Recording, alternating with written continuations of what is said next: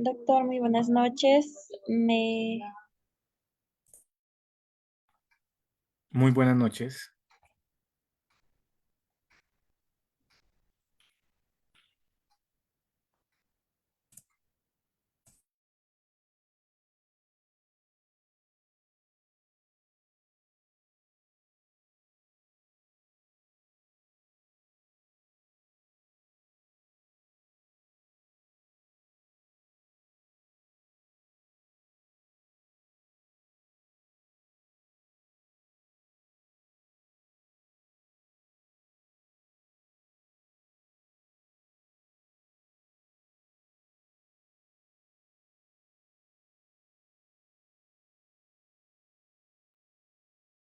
Bueno, muy buenas noches, estimados participantes. Les saluda Sadit, asesora académica del Centro de Capacitación Galeno SIP. Bienvenidos al Diplomado en Clínica y Cirugía en Bovinos, el curso Principios de Cirugía de Campo en Bovinos, módulo 1. Bienvenidos. El ponente a cargo del curso es el... disculpen un momento.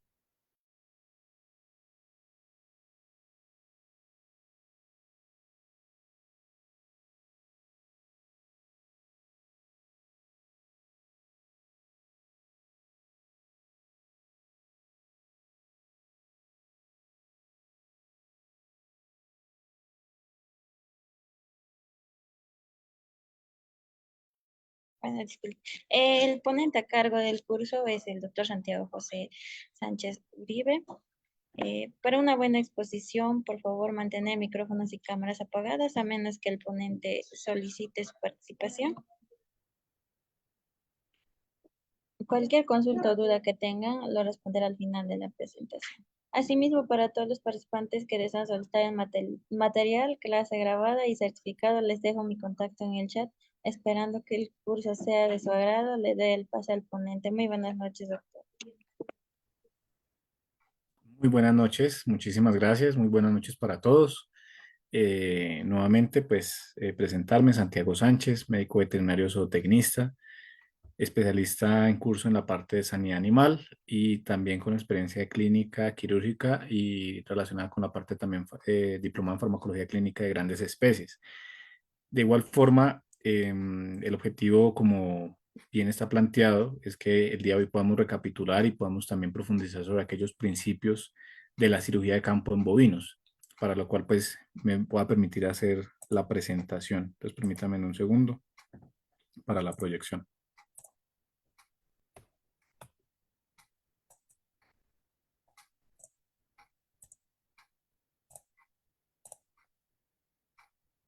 Bueno, muy bien. Entonces, el día de hoy, como les decía, pues el objetivo es que vamos a revisar estos principios a modo de introducción de lo que corresponde al diplomado que ustedes inician a cursar el día de hoy y que de alguna manera genera la profundidad en estos temas que son tan apasionantes y tan interesantes dentro de la clínica de campo, dentro de la parte quirúrgica, pero también asistencial en animales de producción y específicamente para el caso que nos compete el día de hoy, bovinos.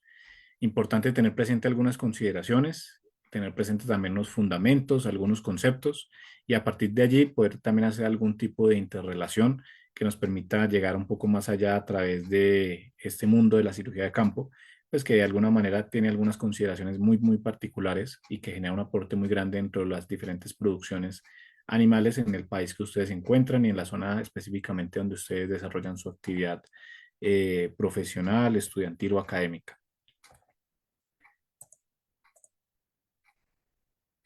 El día de hoy vamos a revisar lo que corresponde a los cuidados preoperatorios, lo que corresponde también a las técnicas de esterilización y antisepsia, cómo se hace una esterilización y antisepsia en campo, qué opciones tenemos, la sedación y técnicas de anestesia local y regional. Esto incluye también dentro de la parte farmacológica un componente muy importante que tiene que ver con el buen uso de los fármacos en esta especie, porque hay unas consideraciones muy particulares. A veces pensamos, y ustedes lo saben, que hay personas que tienen de pronto la concepción de que el bovino tolera casi todo, y ustedes bien conocen que no es así. Son organismos vivos que deben tener también las mismas consideraciones respecto a algunas vías de administración de medicamentos, selección de las moléculas, Y respecto a la parte de la sedación y anestesia, que es digamos que un tema tan transversal por tener que manejar también lo que tiene que ver con, en algunos casos, la depresión del sistema nervioso central. Entonces es importante tenerlo en cuenta. Materiales y patrones de sutura y algunos cuidados postoperatorios que debemos tener en cuenta de forma general al momento de hacer este tipo de procedimientos. Recuerden que la clase hoy es muy introductoria, que permite hacer un abordaje clínico integral y que posteriormente ya les facilitará de alguna manera los elementos junto con las demás sesiones para poder construir lo que corresponde a un componente quirúrgico un poco más amplio. Importante tener en cuenta a modo de introducción que sepamos que los cuidados preoperatorios van desde el momento en que ingresa el paciente a clínica de grandes o que llegamos nosotros a hacer la asistencia en campo, ¿cierto? Para encontrar cuál es la alteración, la falla, el problema clínico que está muy relacionado con la selección posterior a la técnica quirúrgica y a partir de allí llegar hasta el momento en que se inicia la cirugía. Por lo tanto, en ese momento debemos tener en cuenta algunas consideraciones en ese tiempo, qué es lo que pasa antes de llegar a la cirugía, y esto tiene que ver mucho con la parte que tiene relación con la anamnesis y la catamnesis. Efectivamente, ¿qué pasa con estos pacientes? ¿Qué antecedentes clínicos tienen? Y efectivamente, a partir de allí también, ¿qué es lo que pasa respecto a la trazabilidad de la información? Tanto puede ser el motivo de consulta, que es la anamnesis o la catamnesis, que va un poquito más atrás desde esa trazabilidad de la información que nos interesa. Antecedentes que pueden aportar dentro del procedimiento, que me pueden hacer pensar también otro tipo de diagnósticos presuntivos y que orienta el procedimiento clínico final. Entonces es importante tenerlo muy en cuenta. Los insumos, alistar esos insumos implica también saber qué técnica quirúrgica voy a realizar, qué se requiere para que pues, sea una exitosa cirugía, llámese de campo, bajo unas condiciones un poco controladas o no controladas, dependiendo del lugar donde yo lo haga, pero que implica también unos riesgos. Aquí en esta parte de los riesgos es importante también tener presente que esto lo hacemos usualmente en la parte de pequeños, reportar riesgos, y a veces olvidamos hacerlo en grandes. Eso no se puede olvidar porque nosotros dentro de la parte clínico-asistencial debemos hacer saber al productor cuáles podrían ser los riesgos de hacer una cirugía de ese estilo, ¿cierto? Llámese la que sea, llámese una cesárea, llámese una enucleación, llámese, digamos, también lo que tiene que ver con la laparotomía, un abordaje directamente sobre algún tipo de alteración, por ejemplo, a nivel ocular, como un proceso tumoral, ¿cierto? Un carcinoma ocular, etcétera. Si representa algún riesgo, dependiendo de las condiciones del paciente, dependiendo del procedimiento que realizo, bajo el ambiente y microambiente que yo voy a manejar las cosas, yo tengo que reportar eso.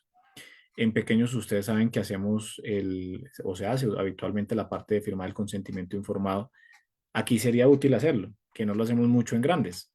Asumimos que estamos en unas condiciones de campo que, digamos que hay un ambiente un poco más tranquilo, entre comillas, pero hay unos riesgos porque recuerden que en todo caso siempre vamos a estar manejando es biología, seres vivos, que si bien yo puedo tener la técnica quirúrgica dentro de la parte experiencial y teórica, al momento de la ejecución el organismo de un animal responde de muchas otras maneras contra lo que uno a veces piensa.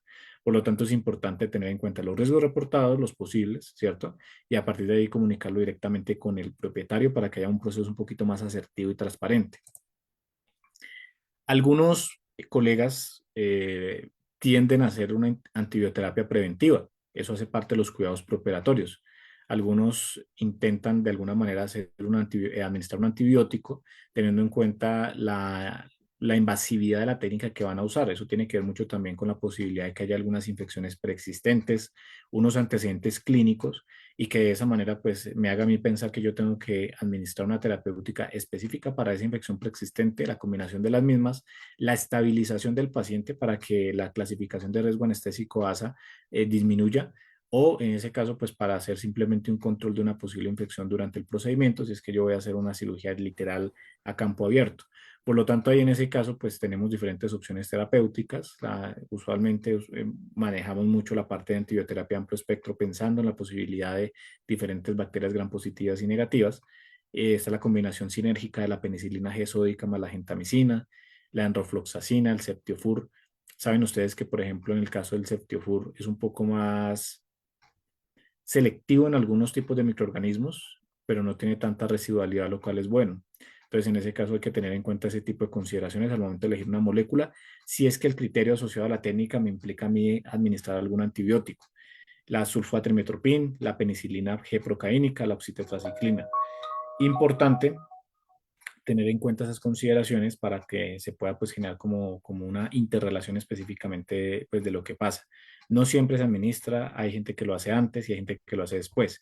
Los que lo hacen después, ¿cierto? Que es necesario siempre hacerlo en todo caso, después del procedimiento, las opciones que ustedes encuentran acá se podrían contemplar en un postquirúrgico dependiendo también la zona que ustedes hayan incidido, lo que ustedes hayan manejado directamente, pero es pensando mucho, mucho en la parte cinética de los medicamentos, que no hay que olvidar. Aquí en este punto de lo que ustedes encuentran, es importante que tengan muy, muy presente esa parte, ¿cierto? Que puedan encontrar diferentes alternativas y que de acuerdo a esa cinética hagan la mejor elección terapéutica posible.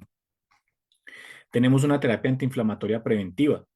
Entonces, en ese caso es importante tener en cuenta opciones. Están los AINES, ¿cierto? Que es muy actual en grandes animales. En grandes no hacen muchas, muchas combinaciones con otro tipo de grupos farmacológicos. Pero tenemos, por ejemplo, el flunixin, tenemos la fenilbutazona, ¿cierto? Y son alternativas que yo puedo llegar a contemplar dentro, pues, del manejo directo, pues, que se pueden hacer con este tipo de pacientes. Perdón, teniendo en cuenta algunas consideraciones, el flunixin saben que ustedes a ciertas dosis que son muy más bajas que las que ustedes encuentran, perdón, que a las que encuentran acá, tiende a ser antiendotóxico, lo cual implica que de acuerdo al procedimiento quirúrgico que yo haga y a las correlaciones clínicas también preexistentes, podría llegar a ser útil. La fenilbutazona es una opción, el ketoprofeno también, pero hay que tener muy presente su acción AAA cuando son COX-1, COX-2 o un poquito más hacia el COX-2 para tener en cuenta la posibilidad de presentar efectos adversos sin que eso implique no olvidar el evitar por ahí combinar también con corticoides y demás en caso de una inflamación severa. Entonces hay que tener muy, muy presente la no combinación de medicamentos que presentan antagonismo o alteraciones clínicas en ese paciente. Y esa parte de los cuidados preoperatorios, porque me hace a mí pensar qué se puede hacer, qué no se puede hacer, qué requiere ese paciente, las condiciones clínicas particulares y ojalá, como les decía anteriormente, estabilizarlo si es que alcanzo y si no es una urgencia quirúrgica, como van a ver más adelante, para hacer el procedimiento de la mejor manera posible y se disminuya el riesgo. ¿Qué va a pasar respecto a la asepsia? Resulta que dentro de estos conceptos de asepsia y esterilización es importante tener en cuenta que por asepsia entendemos el conjunto de procedimientos que se emplea para prevenir las complicaciones infecciosas en ese acto quirúrgico, antes, durante o después, ¿cierto?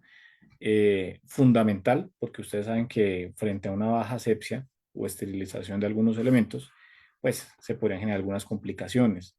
Acuérdense que asepsia es mucho, mucho sobre la parte cuando hablamos de tejido, del tejido, ¿cierto? Del paciente. Entonces es importante saber que vamos a incidir, que hay unos microorganismos que son ubicuos, unos que son facultativos, otros que son oportunistas, pero que de alguna manera están ahí y que al estar ahí pues implica un riesgo muy muy grande para el paciente, así yo use antibiótico, así yo use las mejores opciones clínico-farmacológicas posibles, es importante tener en cuenta este tipo de consideraciones. Por lo tanto, yo tengo que partir de la base, ¿cierto? Y partir de la base implica también analizar que hay unos factores que predisponen a la contaminación. Está, por ejemplo, el estado físico e inmunológico del paciente, ¿cierto? No es lo mismo hacer un procedimiento quirúrgico en un neonato o en un paciente ya de varios años, ¿cierto? En esa etapa, porque finalmente, pues, es la curva que pasa en la medicina humana, pasa lo mismo en medicina veterinaria. Sabemos que inicia muy baja, sube en una etapa un poco más adulta y asocia a la pubertad y luego la parte adulta y luego vuelve a bajar. Por lo tanto, pues ese estado físico inmunológico es un factor a considerar como factor de riesgo, ¿cierto? Y que hay que tener muy presente y que puede predisponer a un proceso de contaminación de una manera más facilitada. Ustedes saben que aparte de ese estado físico inmunológico, desde la patogénesis de los microorganismos, es muy fácil evadir la respuesta inmune de acuerdo a algunos patógenos y más si el organismo pues no está respondiendo con una descarga celular u humoral que corresponda a lo que yo esperaría. Está la naturaleza de la cirugía, específicamente qué se va a realizar, bajo qué condiciones, ¿cierto? Como las condiciones del área incidida que conocemos, qué microambiente se va a manejar. ¿Se va a hacer en quirófano? ¿Se va a hacer a campo abierto? En quirófano si es una clínica de grandes animales. En campo abierto si de pronto es ya toda la parte que hacemos habitualmente en campo finca a finca, predio a predio, que es como lo más común. Entonces eso me hace a mí pensar que yo tengo que revisar ese tipo de situaciones porque tenemos mayor exposición a la carga microbiana, lo cual no implica que no se pueda hacer. Hay que hacerlo y se hace, solamente que debo ser cuidadoso con algunos aspectos. Este medio ambiente, ¿cierto? Y efectivamente también hasta la estación climática es importante en ese caso, el personal que apoya el procedimiento quirúrgico y la flora endógena del paciente, ¿cierto? Ustedes saben que, por ejemplo, hay unas relaciones entre los microorganismos que me hacen a mí pensar que algunos son simbióticos, otros tienen una relación más de comensalismo asociados a simbiosis, otros son mutualismos, generan un proceso mutualista. Entonces hay que tener presente ese tipo de consideraciones, pero que pues tiene que ver mucho, mucho con la parte de especificidad por las consideraciones del ambiente especialmente. Importante tener en cuenta que en este caso tenemos la parte de la desinfección en la cual ustedes diferencian los diferentes conceptos porque la desinfección va sobre objetos inanimados, ¿cierto? Entonces las batas quirúrgicas, si es que se va a usar, ¿cierto? Todo lo que tiene que ver con el instrumental, con todo ese tipo de consideraciones que también puede estar muy, muy ligado a lo que se hace con las esterilizaciones físicas o químicas que vamos a ver posteriormente, que es un poco más fuerte porque es una destrucción total. Perdón, en la desinfección tendemos a bajar la carga microbiana hasta donde más se pueda. La esterilización se asume que por las condiciones físicas o químicas que vamos a ver, pues lo que va a generar es la destrucción total de los gérmenes si se aplica bien la técnica. Y en la antisepsia, pues finalmente se aplica sobre los tejidos vivos, lo que hacemos ya con el paciente sedado, por ejemplo, y que generamos directamente sobre la piel antes de hacer la incisión quirúrgica y pues el procedimiento como tal. Importante la clasificación del equipo, ¿cierto? La parte del instrumental, los guantes, la ropa, ¿cierto? Saber también que si se requiere, pues a veces hay procesos de sondaje que aplica más a veces para otras especies, pero pues se puede llegar a considerar si de pronto es el caso. El equipo no crítico corresponde a la parte de las mesas o el apoyo que vayamos a generar. Y el tema de la desinfección. Por desinfección, pues tenemos muchas alternativas, ¿cierto? Y en ese caso, por ejemplo, tenemos detergentes, tenemos fenoles. Los fenoles tienen cierta residualidad, pero también pues, se pueden seguir usando y se usan. El hipoclorito de sodio, la clorexidina, el yodo orgánico, el amonio cuaternario, dependiendo del procedimiento, dependiendo del elemento que yo quiera manejar. Pero es importante pues tenerlo en cuenta dentro de las opciones y saber si yo quiero generar una buena residualidad en tiempo hablando, ¿cierto? Y efectividad asociado a eso en relación costo-beneficio, o si quiero una acción un poco más rápida como la que hace, por ejemplo, dentro de este listado la clorexidina y que se evapora un poco más rápido. Entonces, yo tengo que revisar específicamente las consideraciones, escoger, actuar y mirar de acuerdo pues a las condiciones del entorno. Sabemos que hay un proceso de esterilización, como les decía, la esterilización puede ser física o química. La física es muy habitual, con la que hacemos habitualmente en autoclaves, ¿cierto? La hacemos con vapor de agua y usualmente a 120 grados por 20 minutos. Está la otra que esa es por calor húmedo, hay otra que es por calor seco, es por el horno de Pasteur, 180 grados por 30 minutos, el aire ya es caliente.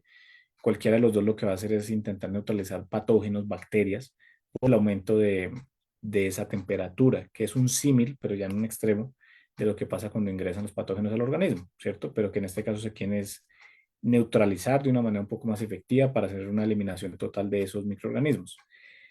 Está la parte de la ebullición de agua por 10 minutos, está la radiación UV o el fuego directo, ¿cierto? Los dos primeros, los que vemos arriba, y especialmente el autoclave, es el que se usa usualmente con paquetes quirúrgicos, con algunos elementos, y pues que permite una manipulación posterior un poco más efectiva y acorde para el procedimiento.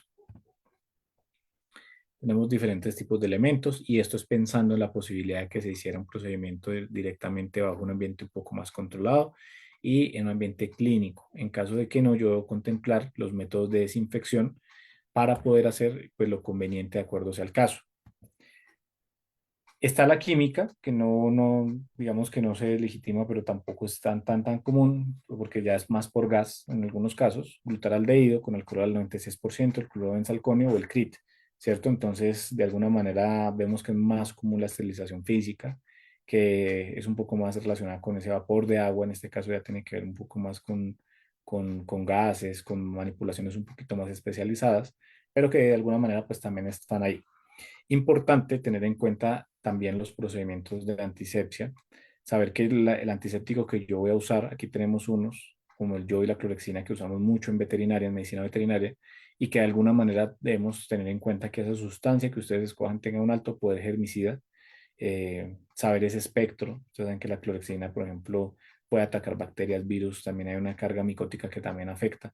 Entonces, a ver si yo quiero atacar tres, si yo quiero atacar solamente la parte bacteriana y viral, por decir algo, o si quiero generar un efecto un poquito más amplio. La estabilidad de esas soluciones. Yo necesito que se impregne, necesito que quede un poco más estable, que sea soluble de alguna manera, que no vaya a ser tóxica claramente. Algunos procedimientos que hacemos comprometen de alguna manera la parte de las mucosas. Entonces es importante que no vaya a ser tóxica, que no vaya a ser corrosiva, que tenga una capacidad de penetración en el tejido, porque si finalmente es muy superficial, pues no va a generar el efecto de disminución de la carga microbiana que yo espero. Por lo tanto, yo tengo que ser muy cuidadoso con ese tipo de consideraciones, qué voy a hacer, cómo lo hago, efectivamente, para tener presente ese tipo de procedimientos. Tenemos una opción de procedimiento dentro de lo que tiene que ver con esa antisepsia, ya cuando tengo ese paciente sedado, bajo algunas consideraciones que vamos a ver posteriormente para el caso de los bovinos, en el cual me interesa, sedado y anestesiado, si es el caso por anestesia local o regional, pero me interesa que, por ejemplo, en este caso, se haga un rasurado del área quirúrgica. Importante esa tricotomía, porque finalmente yo no quiero de ninguna manera que esas partículas de pelo ingresen al organismo donde no deberían hacerlo, generando abscesos, generando alteraciones de diferente tipo. Usualmente se debería hacer más o menos de 3 a 5 veces más grande que la incisión que yo voy a realizar por principios de asepsia. Importante hacer un lavado con jabón quirúrgico y aplicación de alcohol y hacer el famoso embrocado. Entonces son 3 pases de yodo por 3 de alcohol. Es importante, de alguna manera algunos también lo consideran de adentro hacia afuera, pensando en la posibilidad de no retornar efectivamente la carga microbiana al centro del lugar donde voy a hacer la incisión, pero pues son opciones que se pueden llegar a tener en cuenta dentro de esas consideraciones. Dentro del instrumental, entonces tenemos algunas opciones, ¿cierto? Ya supe que efectivamente hice todo un manejo previo, efectivamente ya hice toda una preparación, ya contemplé principios de desinfección y de desinfección y antisepsia según corresponda.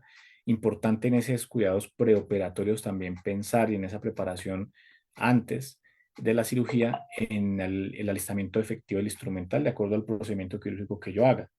Es importante, eh, es importante colocar algunos elementos. Entonces, por ejemplo, aquí en este caso hay pinzas de campo, ¿cierto?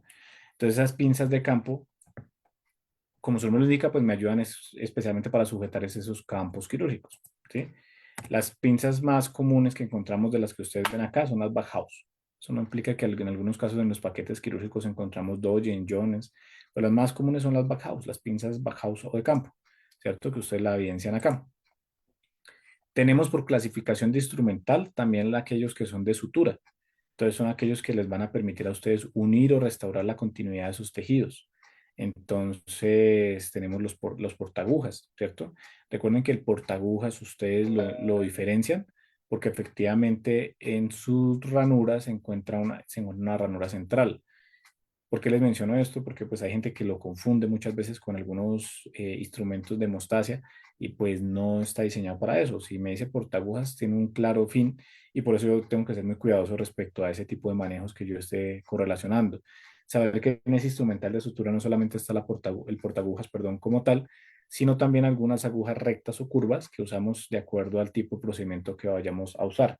En lo personal, me parece un poco más prácticas las curvas porque ingresan de una manera más fácil, o sea, ingresan y salen de una manera más sencilla dentro de ese procedimiento quirúrgico como tal, pero pues hay personas que se adaptan a trabajar con la recta de alguna manera y pues digamos que es respetable dentro del procedimiento, acorde también al principio quirúrgico que ustedes manejen.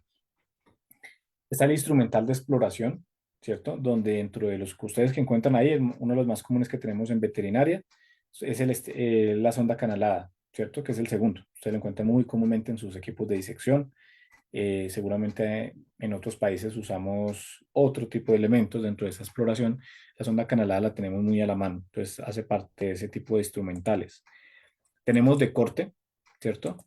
Y en los de corte, a mí me interesa que, como su nombre lo indica, yo lo que quiero es dividir o separar los tejidos, ¿cierto? Para dividir o separar los tejidos, ¿qué opciones tenemos? Los bisturí de hojas intercambiables. Saben ustedes que van en diferente número y cada número se adapta a diferentes tipos de mangos de bisturí. Entonces yo tengo que mirar también la forma, qué tipo de hoja de bisturí requiero, el tamaño, el calibre que me adapte directamente al mango de bisturí y a partir de ahí yo puedo hacer algunas consideraciones. Las tijeras rectas o curvas, que en algunos casos las conocemos a veces como las tijeras de mayo, importante tener en cuenta qué es lo que yo necesito, si son tijeras de mayo, si son rectas con punta fina. Entonces hay diferentes tipos, ¿cierto? Y hay unas que son especiales para el tema de vendajes. Entonces son opciones que tenemos. El de hemostasia, que como su nombre lo dice, es para detener las hemorragias, para estimular ese proceso coagulativo. Sabemos que se presenta mucho y ahí me interesan mucho las pinzas hemostáticas rectas o curvas, ¿cierto? A veces encontramos la Kocher, ¿cierto? En esos países que ustedes están seguramente también tenemos otras variaciones, pero la Kocher es una muy usual. Encontramos las hemostáticas básicas, tradicionales, que me permiten de alguna manera hacer la contención del tejido, que deben ser usadas precisamente para eso, para hacer la presión directamente sobre el capilado del vaso sanguíneo, pero que a veces lo usan directamente para otro tipo de procedimientos que no debería hacer, ¿cierto? Entonces es importante tenerlo presente por ahí.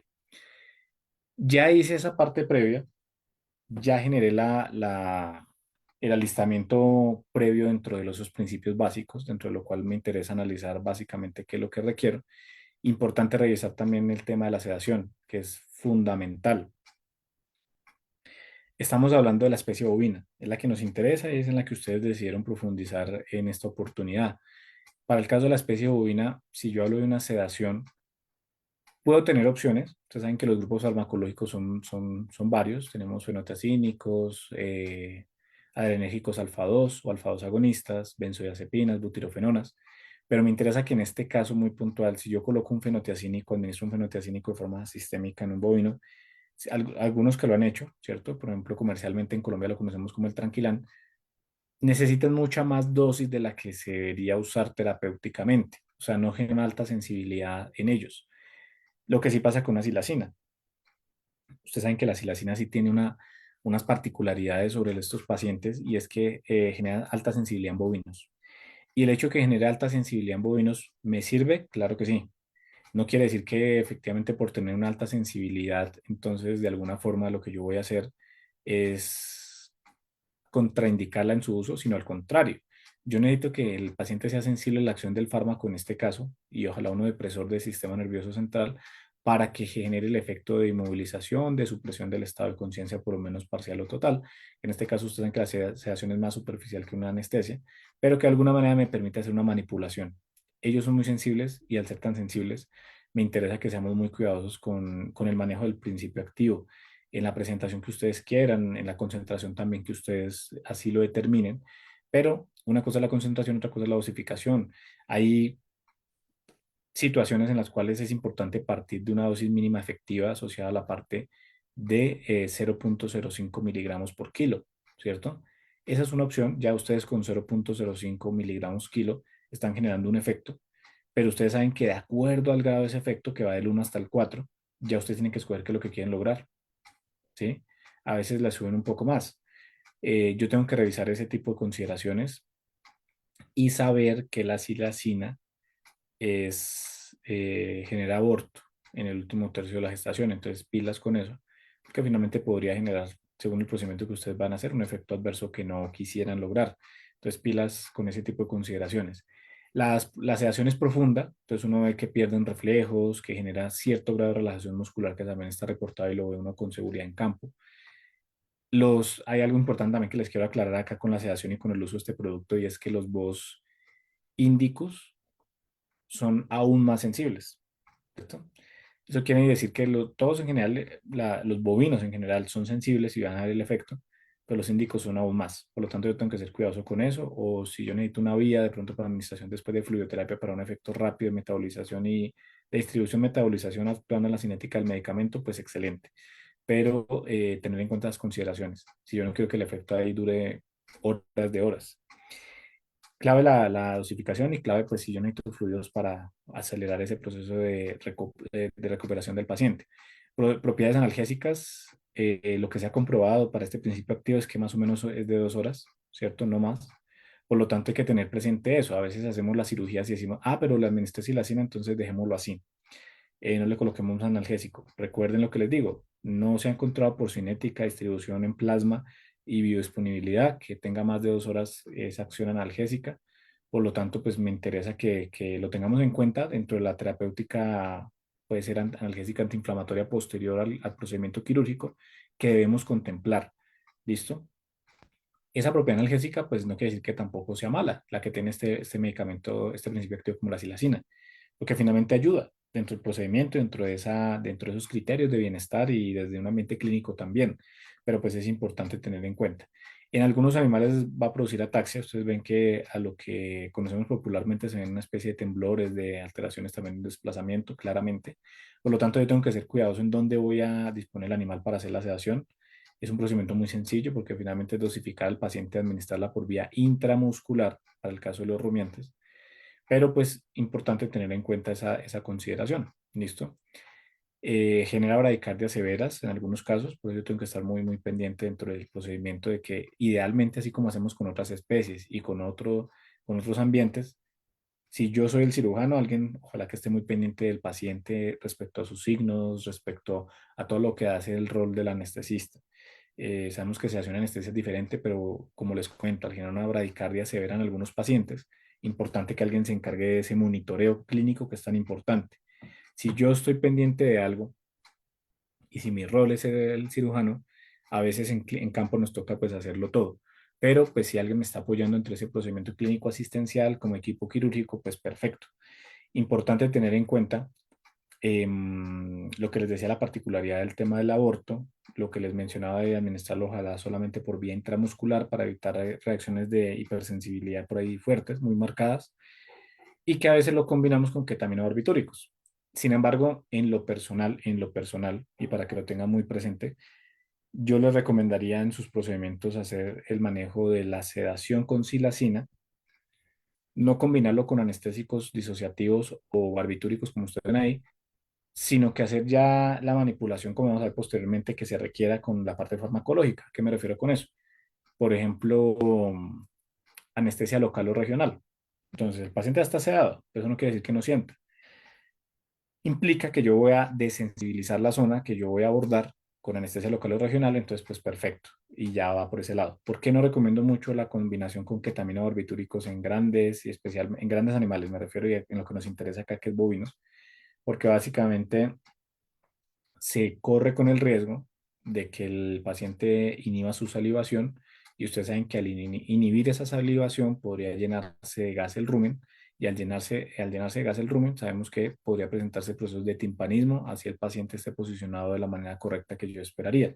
Está el riesgo, sabemos que son organismos vivos, unos lo pueden presentar, otros no, pero como yo no, yo puedo intentar controlar ese tipo de azares, ¿cierto? Al destino hasta donde más yo pueda, pues es importante tenerlo en cuenta dentro de las consideraciones en el uso de la silacina en bovinos. Respecto a la anestesia local o regional, que también nos compete el día de hoy como principios quirúrgicos, tener presente que para el caso de Colombia tenemos esos productos comerciales, ¿cierto? Pero me interesa el principio activo que es independiente del país, que es la lidocaína.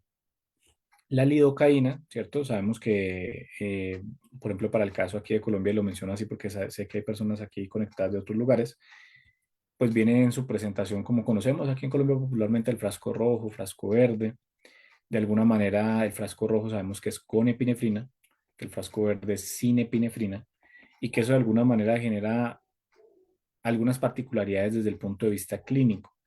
Desde farmacodinamia, ustedes saben que estos medicamentos lo que hacen es inhibir los canales de sodio y que si ustedes saben que hay una bomba sodio-potasio que tiene que ver con la escolarización de las membranas, y en ese caso las células excitables, pues va a disminuir la posibilidad que se despolaricen esas membranas, generando la insensibilización de la zona. Básicamente va por ese lado, importante tener en cuenta que en este caso no funciona muy bien en medios purulentos, ese pH genera una inactivación de la molécula, pero hay algo claro respecto a estos dos y es una diferencia terapéutica. Entonces, en ese caso, sí les haría la pregunta, el que tenga bien de pronto activar su micrófono y responderla, ¿qué diferencia tiene la lidocaína con epinefrina de la lidocaína sin epinefrina? ¿Qué diferencia tendrá? El que de pronto lo conozca o crea tener la respuesta, no pasa nada.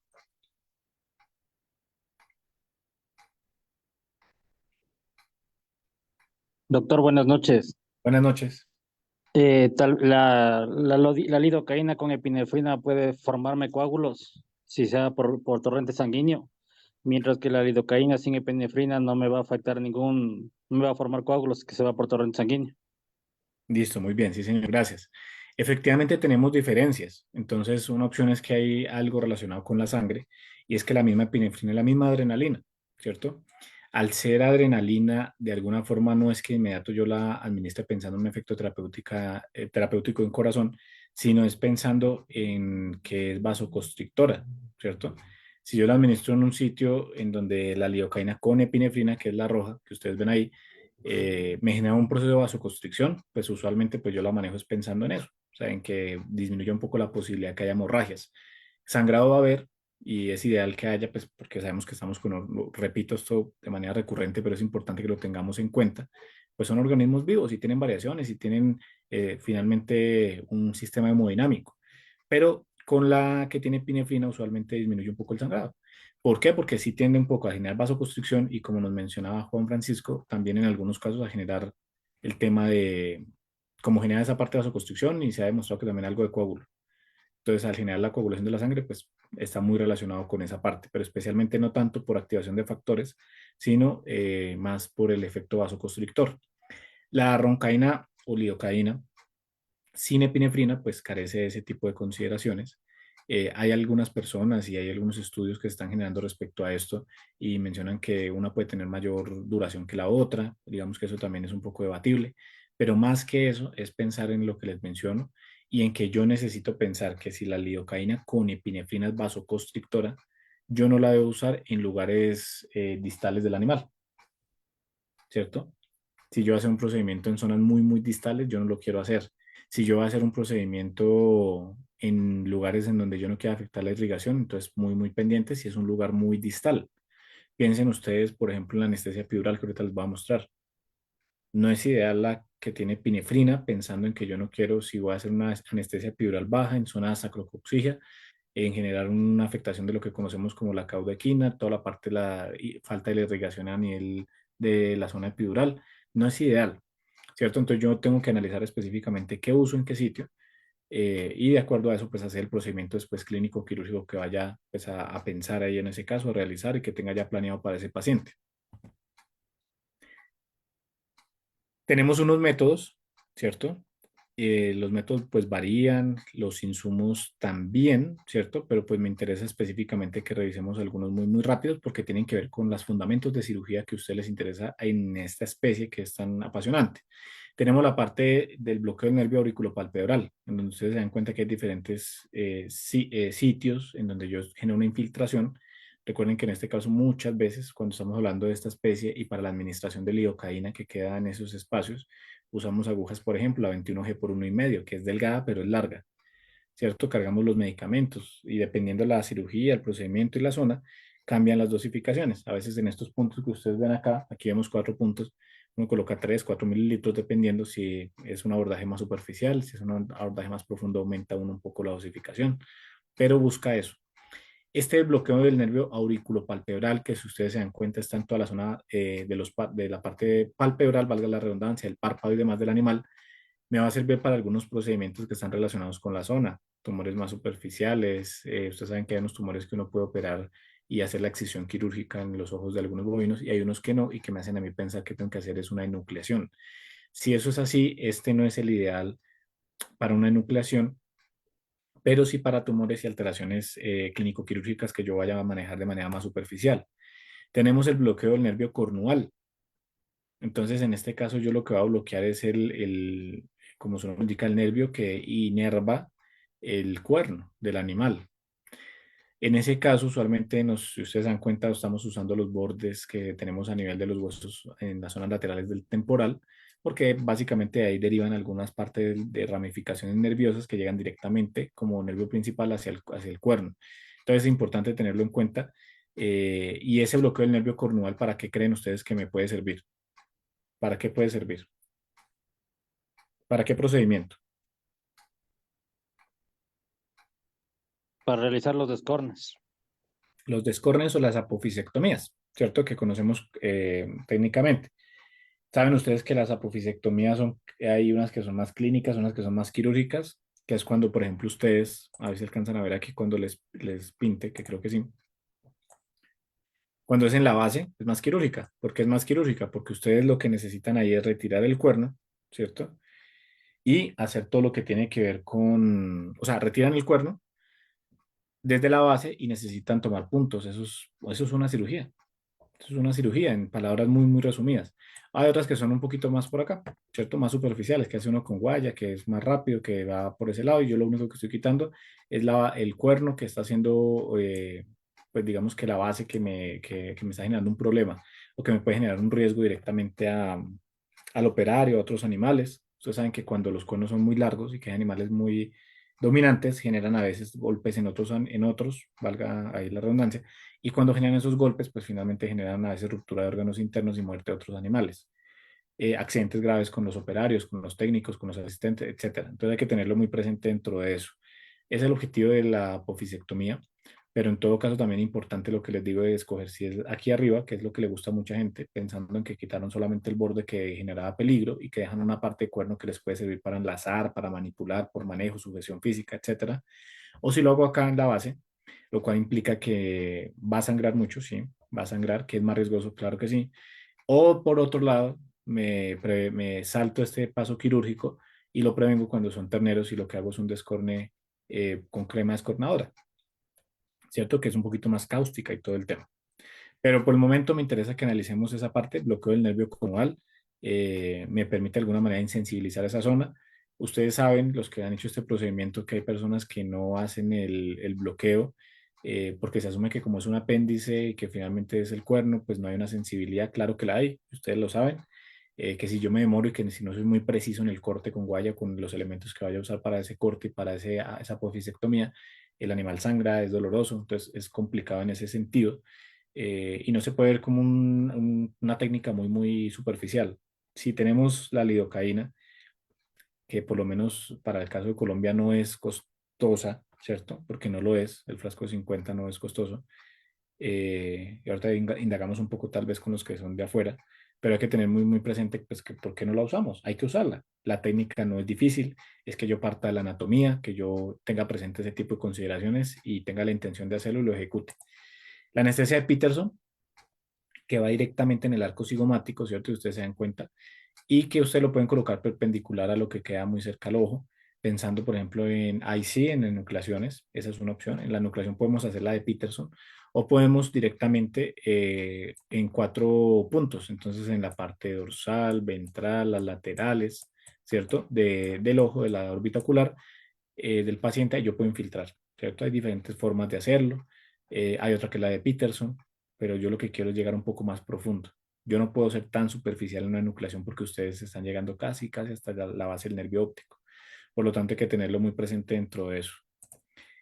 Anestesia del plexo braquial, esta no es tan común, ¿cierto? De alguna manera, esta tiene que ver con alteraciones clínico-quirúrgicas que ustedes aborden directamente en la parte pues, de miembro anterior. Entonces, por lo tanto, no es muy común. Tendríamos que infiltrarlo directamente en la zona de la escápula para generar una insensibilidad de ese plexo que inerva miembro anterior, pero no es tan común.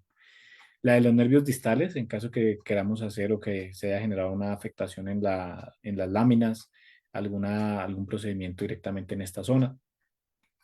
Pero tiene una particularidad, es que idealmente hay que extraer una parte de sangre e infiltrar la misma de anestesia local, o sea que es un poco invasiva para que genere ese efecto clínico. Entonces, pues no es como tan ideal en esos casos.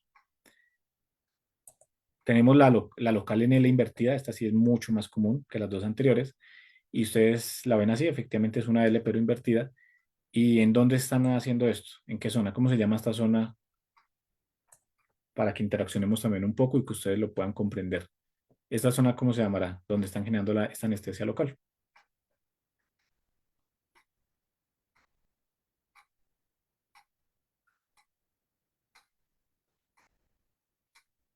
¿Qué creen? ¿Cómo se llamará esa zona? Esa zona del animal.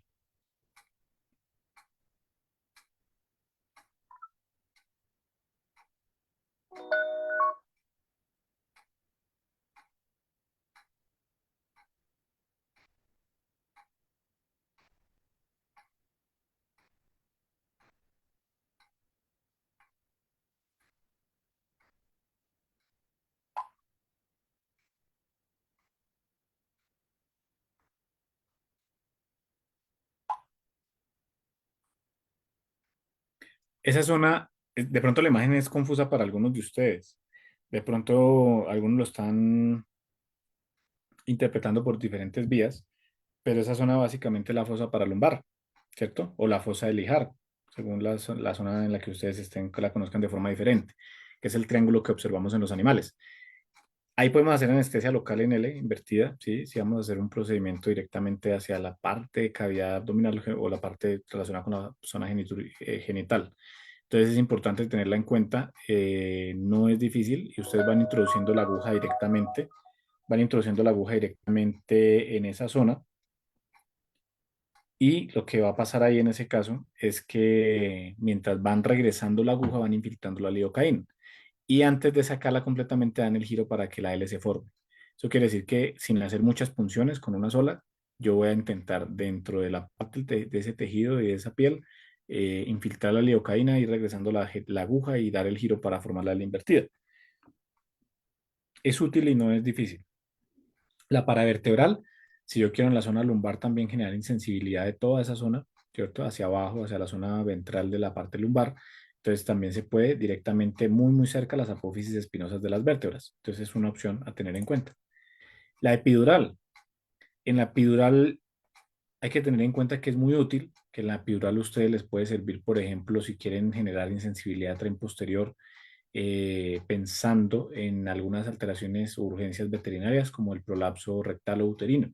Entonces, en ese caso hay anestesias epidurales altas, que son en la zona lumbosacra, o anestesias epidurales bajas, que son sacrocoxígeas. Entonces, ahí en ese caso, importante tener en cuenta que como me dice que es epi, yo estoy incidiendo en el canal vertebral, incidiendo en la parte de las meninges, pero solamente en la dura madre porque dice todo lo que es el prefijo epi es sobre, ¿cierto? Entonces, al ser epidural está solo en la dura madre. ¿Por qué no me puedo pasar hasta la pía madre? O sea, ¿por qué no puedo, así como voy a intentar pintarles acá, perdón, se me fue por el otro lado, acá. Si la aguja es esta línea roja que estoy dibujando acá, ¿cierto? Porque yo no me puedo ir hasta la pía madre, hasta la última capa de las meninges. ¿Qué pasaría con la aguja?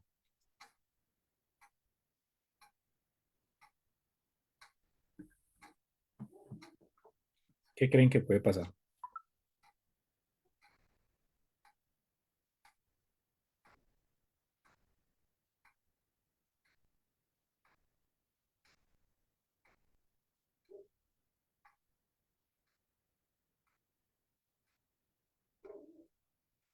Tengan en cuenta que están en las meninges, que hace parte del sistema, o sea, digamos que esas meninges van a generar toda la interconexión con el sistema nervioso periférico y que el sistema nervioso no solamente va a dar el funcionamiento, sino la sensibilidad del funcionamiento.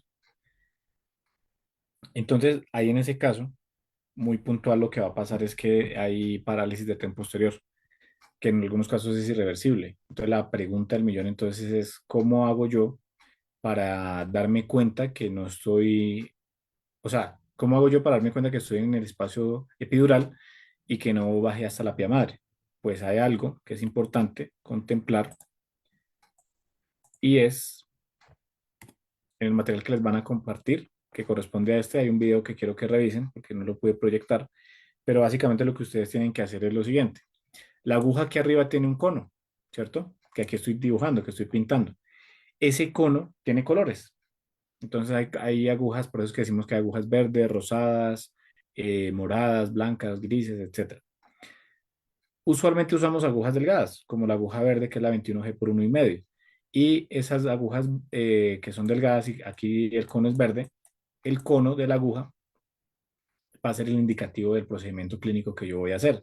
Por lo tanto, si yo voy a escoger el espacio, por ejemplo, sacrocoxígeo, en donde yo elevo la cola y me doy cuenta que hay una separación anatómica entre el sacro y los huesos del coxígeos, las vértebras coxígeas, entonces indica que en esa parte yo empiezo a introducir la aguja, ¿cierto?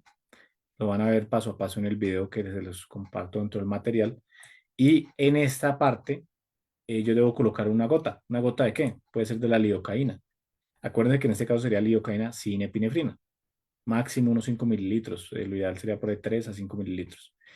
Y esa gotica sucede que cuando ustedes llegan solamente a la dura madre ya se absorbe. O sea, ¿qué quiere decir? Entraron a un lumen, entraron a un espacio.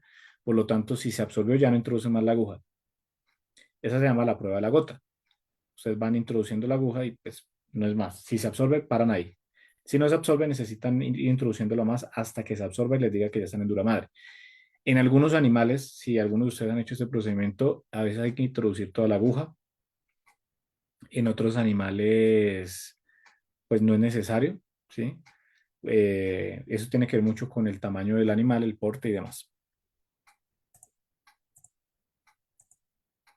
Aquí tenemos la epidural alta, que como les decía es un poquito más sacrohipoxia. Eh, Perdón, la epidural alta es un poquito más lumbosacra y la epidural baja que es un poquito más sacrohipoxia, ¿cierto? Que ahí la encontramos, que la encuentran ustedes más asociada cuando elevan la cola, cuando efectivamente encuentran ese espacio y que de alguna manera pues ya les facilita pues como el entendimiento y el paso de la misma aguja. Hay gente que trae el émbolo, como cuando administramos una inyección para efectivamente revisar, pero pues no siempre es necesario porque yo tengo que revisar específicamente la absorción por prueba de gota y ya pues básicamente empatar la jeringa y administrar con el émbolo el medicamento que yo voy a colocar ahí, que es un anestésico local como la lidocaína sin epinefrina. Hay que dejar actuar esto, tengamos presente eso. A veces se administra y de inmediato empezamos a hacer el procedimiento, pilas, hay que esperar unos 8, a veces 8 o 10 minutos por mucho, para que se genere un efecto directamente sobre esa zona, sobre esos troncos nerviosos, sobre esas ramas periféricas y empezar a hacer el manejo según corresponda. La anestesia del pezón, ¿cierto? ¿Que tiene que ver con este curso? Claro que sí, porque si por ejemplo se presenta la rasgadura de un pezón, una laceración, una amputación accidental, pues la anestesia me sirve, ¿cierto? Para hacer los procedimientos que se requieran si es que no llega a un caso extremo, una amputación y tengo una laceración y necesito, por ejemplo, hacer un proceso de sutura, ¿cierto? Que tienen que estar acompañando unos cuidados posquirúrgicos, claro que sí, que después a revisar, pues revisarán de acuerdo a eso, según el procedimiento quirúrgico que estemos revisando. Pero es bueno revisar ahí en ese caso que, claro, pues yo hago la anestesia del pezón, hago la parte de la sutura del patrón según corresponda y que van a necesitar unos cuidados de ese paciente, ¿cierto? Que esa hembra no se puede ordeñar de manera manual, seguramente se requerirá una sonda, seguramente se requerirá otro tipo de abordaje, pero que finalmente vaya pues en vía de la recuperación de ese paciente. Esta anestesia es buena también y se hace. La testicular, que se puede hacer en cordón espermático o intratesticular o en el saco escrotal, que ustedes bien sabrán que en este caso está muy relacionado con la parte de las orquiectomías, ¿cierto? En ese caso, en esta sí es muy común que usemos la anestesia con epinefrina, porque pues yo lo que quiero en una orquiectomía es disminuir la posibilidad de un sangrado. Sabemos que, por ejemplo, respecto al material de sutura, entonces hay que tener muy en cuenta que, por ejemplo, en este caso hay material de sutura que en el cual ustedes visualizan si, por ejemplo, qué tipo de material es. También es importante el calibre, ¿cierto? Ustedes encuentran que hay, por ejemplo, en el caso del calibre, que aquí ustedes lo ven aquí arriba, hay uno, hay dos ceros, tres ceros, cuatro ceros, cinco ceros, seis ceros, y eso me implica a mí que entre más alto sea el número, es más delgadita la sutura. Dependiendo del procedimiento, el lugar anatómico que yo vaya a generar dentro del procedimiento quirúrgico, pues yo reviso esas consideraciones. El material de sutura también me va a decir, y específicamente la casa comercial, acorde a lo que ustedes ven acá, el registro sanitario, pero también la punta de la aguja, la forma de la aguja, ¿cierto? El diámetro, es importante ese tipo de consideraciones, pero me interesa más saber qué material es, ¿cierto? ¿Qué especialidad tiene? ¿Cuál es su calibre? Y a partir de allí saber si es absorbible o no absorbible según lo que yo quiera hacer en capas internas, ¿cierto? O ya cuando estoy haciendo un cierre externo de esa zona. Tener presente lo que les decía, tenemos diferentes números, los milímetros varían de acuerdo a ese número, entonces es usual que, por ejemplo, en veterinaria de grandes animales usemos uno, si acaso dos ceros, en algunos casos tres ceros, si es que de pronto no tenemos otra opción, si es que de pronto es un procedimiento de otro tipo, pues se contemplará, pero en ese caso ya usamos agujas, perdón, patrones de sutura un poquito más y materiales de sutura un poco más gruesos. Y no olvidar que en campo, y si estamos hablando de algo de campo y estamos pensando, ojo, la aclaración solamente con algo externo, los montajes con aguja verde calibre 21G por 1,5 y el nylon es una opción para el cierre externo de algunas heridas en casos de una urgencia, una emergencia, en la cual no tenemos todos los insumos a la mano. Ustedes saben que esto se puede montar, que el nylon para que pase esta aguja puede ser de 10, 12 libras, en algunos casos hasta la de 20 puede pasar, pero es importante que nos lo tengamos presente porque son opciones que tenemos. Y si necesitamos resolver una situación particular externa, claramente, como les hago la aclaración, pues yo tengo que resolver. Y en campos ustedes saben que debe ser uno muy recursivo, ¿cierto? Entonces hay que tener presente ese tipo de consideraciones. Hay materiales absorbibles. Está el catgut simple, el catgut cromado, la poliadoxona, el ácido poliglicólico, el poliglactín, monocril, ¿cierto? Muy usados en la parte de los absorbibles, por ejemplo, el ácido poliglicólico. Hay que tener en cuenta que pues tiene cierta resistencia, pero yo tengo que analizar también la parte de lo que les decía anteriormente del calibre, de ese grosor asociado a ese calibre y de, efectivamente pues el material, el patrón que yo vaya a usar, de acuerdo al órgano que vaya a incidir, que tiene que ver mucho con lo que se va a ver posteriormente de algunas técnicas en otras sesiones. Los no absorbibles, ¿cierto? Y en esos no absorbibles tiene que ver mucho la parte si es de origen animal o sintético, ¿cierto? Muy sonado el nylon, ¿cierto? Ustedes lo conocen y de mucho uso el polipropileno también de alguna manera, pero pues es importante tener en cuenta lo que les decía en ese caso, revisar específicamente qué se quiere hacer y de acuerdo a la zona y a la conformación anatómica de la especie, el patrón escogido de acuerdo a eso, para que no se vaya a generar algunos tipos de problemas. Ustedes saben que hay diferentes tipos de patrones, que en ese caso, por ejemplo, yo tengo que revisar si la lesión o la incisión fue hacia el lado lateral, si fue ventral, si fue cercano a algún otro órgano, para poder hacer un cierre un poquito más seguro de alguna manera, ¿cierto? Una sutura un poco más tranquila respecto al procedimiento clínico que yo estoy haciendo o quirúrgico. Sabemos que hay puntos simples discontinuos, puntos en X, ¿cierto? Que en ese caso pues me interesa analizar específicamente cada uno de ellos de acuerdo al procedimiento que se vaya a realizar posteriormente para que escojamos los mejores puntos o patrones de acuerdo a eso. Los horizontales, hay otros puntos que son más verticales, otros que son continuos simples y otros que son fenostados. Los continuos simples hay que tener la particularidad de que aunque son sencillos de hacer, que ustedes algunos lo han hecho, otros lo van a hacer, son riesgosos para un posquirúrgico, porque ustedes saben que en un continuo simple, si se soltó uno de ellos, pues básicamente el resto se puede abrir. Cuando hay continuos o cuando hay simples discontinuos, en ese caso, lo que va a pasar es que de alguna forma, en los simples discontinuos, pues si se soltó uno, los otros soportan un poco una parte de la herida, ¿cierto? En un continuo simple, imagínense la particularidad que un animal de estos, un animal de producción, genere una abertura, una herida grande, pues es complejo, es una urgencia, en algunos casos una emergencia, necesitaríamos otro protocolo de sedación, anestesia local o regional y hacer todo el procedimiento según sea el caso, entonces hay que evitarlo. Ese que ustedes ven acá de continuo fenostado, ¿cierto? De alguna manera se está usando mucho para el tema de algunas ruminotomías, por ejemplo, porque también ayuda como a ese cierre un poco más firme y que ustedes saben que es una zona lateral, que el animal se sigue desplazando, entonces ayuda mucho. Pero pues es importante tener en cuenta el material, el calibre, el tipo de técnica quirúrgica y pues tener esas consideraciones muy, muy claras para como principios asociados a lo que van a relacionar en posteriores sesiones. Importante tener en cuenta en esa parte posoperatoria, la medicación posquirúrgica, ¿cierto? Entonces, la indicación clínica que se deje acorde a criterio profesional, importante tener en cuenta eso, que se pueda generar o una supervisión del paciente si es que está en clínica de grandes o si es que de pronto en la parte asistencial en campo hay alguien que se encarga de esa medicación y puede hacerlo y está capacitado, perfecto, pero que se siga la posología y la recomendación que dio el profesional para que a partir de eso se haga una recuperación progresiva de esos pacientes. El control de la hospitalización, ¿cierto? Esos controles que se realizan, esos chequeos que también tenemos que hacer en algunos casos con profesionales es importante, porque finalmente me permite ver cómo va el asunto. Hice una técnica quirúrgica muy buena, pero ¿qué pasó detrás de? ¿Cómo va el proceso de inflamación normal que yo esperaría?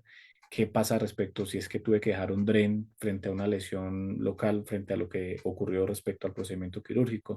¿Qué pasa respecto a lo que yo estoy manejando como terapia local o sistémica y si está funcionando o no respecto al procedimiento que se planteó?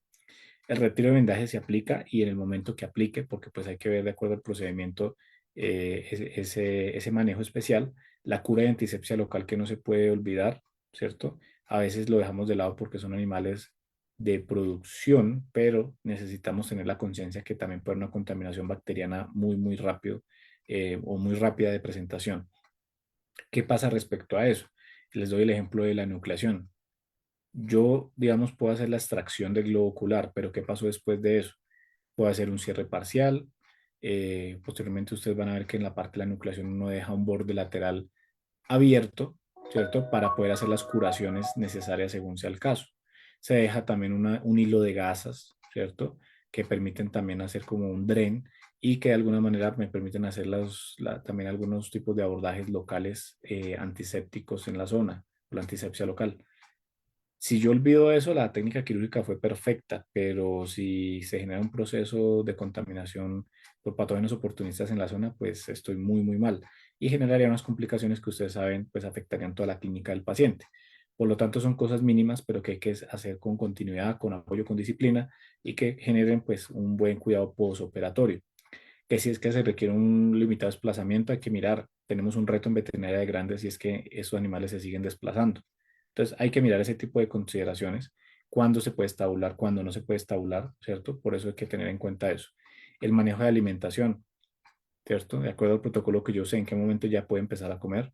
Adicional a eso, el agua debe ser ad libitum, ¿cierto? Debe estar ahí disponible para que el paciente la consuma en el momento en que lo requiera y empezar a tener ese tipo de consideraciones muy, muy presentes. Entonces, de alguna manera con esto generamos como una recopilación y retroalimentación muy concreta respecto a ese tema y a partir de allí podemos tener algunas consideraciones muy presentes que se complementarán con las otras sesiones procedimentales que ustedes van a revisar, aquellos que optaron por hacer el diplomado. Entonces, no sé si hay alguna duda.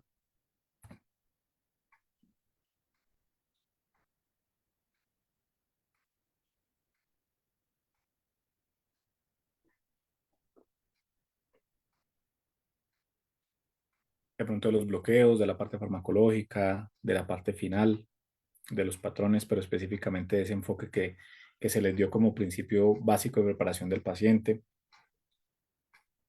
¿Alguna inquietud?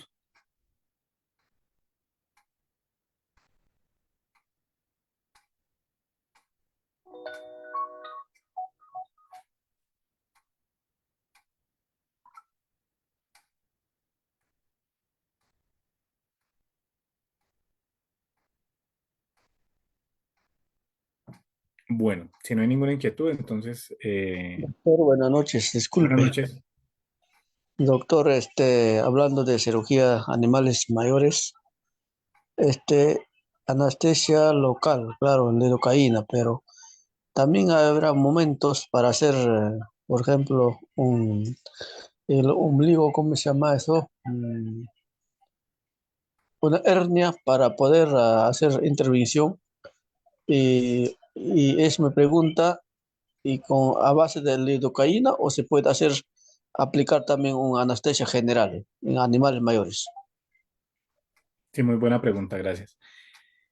Efectivamente, en ese caso, cuando yo les decía la lidocaína, en mi criterio muy personal, les recomendaría manejar un alfa-2 agonista como sedación general, sedación, que es diferente a anestesia, y la anestesia local y con eso podría funcionar bien. Sin embargo, como usted menciona, por ejemplo, ustedes saben que a veces cuando hay hernias umbilicales, hay animales que son muy grandes contra lo que uno esperaría, ya en tamaño, en edad y todo eso. Igual hay que hacer el procedimiento.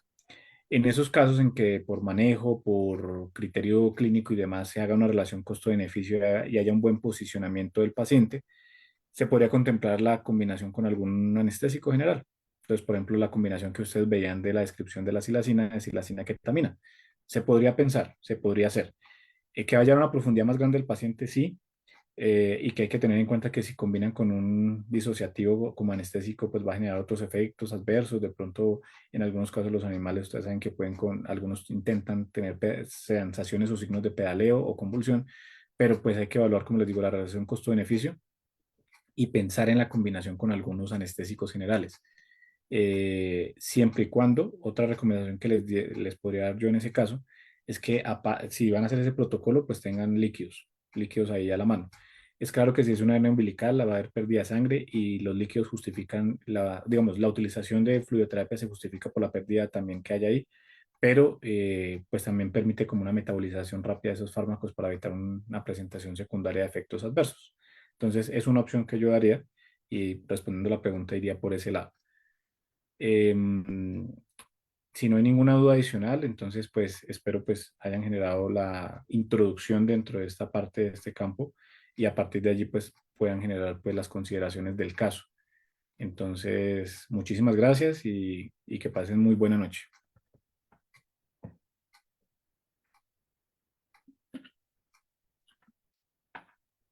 Gracias, doctor. Gracias, hasta luego.